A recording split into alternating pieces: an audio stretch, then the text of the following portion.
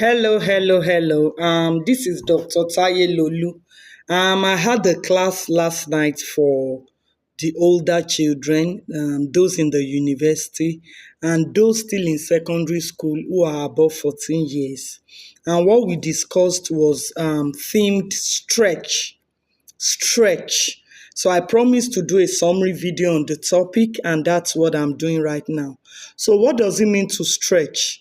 I'm asking you to stretch because no one makes it greatly in their comfort zone. There's nobody that makes great success while remaining in their comfort zone. If you want to make a mark, if you want to succeed significantly, be ready to be uncomfortable. Yes, success attainment is uncomfortable. And I use the example of three items, to drive my point last night when we were having the class. The first one was a rubber band. I said, if I pick a rubber band, okay, let me remove the one on my hair. And I want to use this rubber band now. This is my cashew nut bottle. I want to use this rubber band, to enwrap this cashew nut bottle. Please hold on, I want to get it right. So as I wrap it around it, I didn't need to really stress myself to wrap it because the bottle is not big. It only took a little effort for me to unwrap this small bottle. Now let's see this. This is my can of milk. Although I've consumed everything for now, I'll refill it later. Now I want to use this band to unwrap my milk, plastic. This is bigger than the cashew nut bottle. This is bigger. So for me to unwrap this rubber band around this, I need to stretch it more. It takes more discomfort. It's not as convenient for me as it was when I was unwrapping the band on this bottle. Why? This is bigger. So because this plastic is bigger, I needed to stretch the band more. It needed to pass through more discomfort before you could unwrap this milk plastic. Now, let's say I want to unwrap this now. This is wider than the milk plastic. I want to unwrap the bag. You see, it took more stress because what I'm trying to wrap is much more bigger. So this is the first example I used for my citation yesterday, saying if you know you are going for something big, if you are going for something great, then be ready to leave your comfort zone. Be ready to be uncomfortable. You must be willing to endure discomfort because it will not be comfortable for you to attain success. Success is not something you just wish for and you fold your hands. It's not something you pray for and fast for and you fold your hand. No, you need to put action to it. There are times when you will want to read and you set the alarm and the alarm clock goes off and you say, oh, what kind of stress is this now? Oh, you really, because that was the time you were really enjoying that sleep. But you need to rise up if your mind is focused on the great future you are trying to get to. All right. So nobody achieves success being comfortable. You will see that when a chicken lays its eggs, the mother hen, it will sit on it for days. It will starve. It will lose weight. It will go lean. As a matter of fact, and as a point of information, even when the owner of the chicken brings food to it, a lot of them don't eat because they do not want to move an inch from that incubation. They are incubating their eggs, trying to make those eggs to hatch, and they are ready to put in any sacrifice for them to achieve their goal. It is when they have incubated those eggs for a period of time and they are convinced that yes, it has gone to the point when they will crack to become little chicks. That is when they get up. All right. But a lot of you think success is just something you lay down and you sleep and it happens. No. When I was reviewing the results of some of my mentees in secondary school, the parents sent me their children's results and I viewed some of it. And I saw that for one of them, her performance was less this time. It was better last time. So I had to call her. And when I called her, I asked, I said, my darling, your result is a bit down. It dropped. What happened? She said, Ma, I don't want to lie. I didn't really study this last time. I said, why didn't you study? She said, I had a new best friend. And, we played a lot. She's the playful type. I said, now, because you have a playful friend, look at where it got you. Now, what do you do? She said, I will make sure I dissociate from her upon school resumption. I said, make sure you do that. She admitted that she didn't study enough. So there's no way you will not study. There's no way you are not serious and you expect to do well. No, it's not possible. So be ready to stretch. Most times it will feel unnecessary, that you feel like, will I read the Bible again? Reading Bible is boring, Jare. I don't want to read it. There are times when you will feel that way. But it is the things that will feed and nurture your life more that are usually more boring. It is those things that will not add value to your life. They are the ones that are usually more fun. Have you paused and taken your time to ask yourself why? Why is it that the things that will add value to my life, like studying, getting serious with my books or reading my Bible, getting closer to God, investing time in prayers and consecration. Why is it that they are the ones I usually find very boring? I don't want to do them. I feel sad when I want to do them. They are not excitable for me to do. And why is it that it's the ones that will not add any value to me that I usually enjoy doing? Satan made it so. Satan is an expert at making what is normal to seem abnormal. And he will now make what is abnormal, what will cost you, he will make it look normal to you.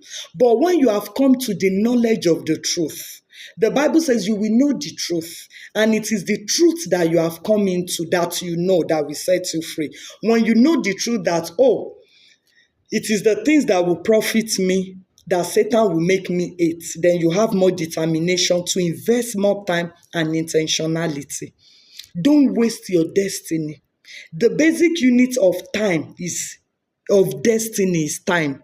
The basic unit of your life is time. When you waste your time on unprofitable things, you are wasting away your destiny and you are not going to achieve much. In as much as a lot of people are celebrating me today all over the world, Dr. Taye Lolu this, Dr. Taye Lolu that, I did not arrive here by mere wishing.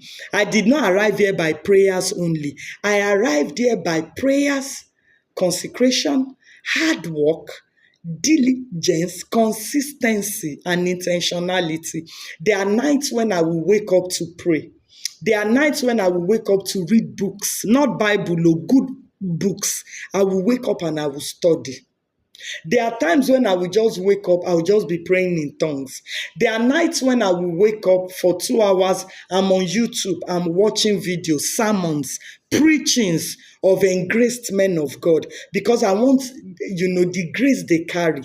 I want, to receive I want to connect, to that dimension of grace. So I keep listening to them. As I'm listening to them, I'm connecting with them. Even though other people are sleeping, I'm sacrificing my time to add value to my life. So enough is enough of you wasting your time on things that will not profit you, on things that will not move you towards your destiny. If you want to do well this year, if you want your outcomes to be better, be ready to stretch, be ready to embrace discomfort, be ready to come out of your comfort zone, be ready to sacrifice those fun and pleasure stuffs and invest in the more serious matters. The other 2 examples I want to give to you. Number 2, balloon. I have a balloon now. Let's say I want to decorate my house. I pick the balloon. If I'm blowing a small balloon, I don't really need to stress my cheek. I don't intend to blow it very big. I just do, and with the little hair in it, I tie it. I drop it. But when I want to blow a giant balloon, so that the decoration I want to make in my living room is very colorful, I have to make the balloon very big. And as I blow the balloon, I'm stressing the muscles of my cheek. I'm expanding and exerting my lungs. Because I want my balloon to be big. I cannot just relax and be doing and the balloon will be big. No, it will take exertion. It will take hard work. It will take intentionality. Because why? I want my balloon to be big. Number 3, there's a stream around an area. There are 3 people from different houses. They need water. Probably it's near drought season. The first person from the first house goes to the stream with a cup to take water. He comes back home with a cup full of water. The second person goes to the stream and he takes a bowl. He comes back home with a small bowl of water. The third person now carries a big giant bucket. And when he puts water inside that bucket in the stream, he stresses himself to place it on his head and takes it home. Now, what does he take home? A big bucket full of water. Now, these 3 people, the water they brought home, one is very small, one is small but not as small. The third person is big. Is there no water in the stream? There's water in the stream. But what determined what everybody had was the container they took to the stream. The container determined their capacity, and that was what their outcome was when they got home. The first person could not cook with what he had brought home. The second person could wash the rice, but there was no water to put in the pot, whereas the third person could conveniently cook and even bathe from the bucket he took to the stream. So the results and realities you have are a direct reflection of your capacity.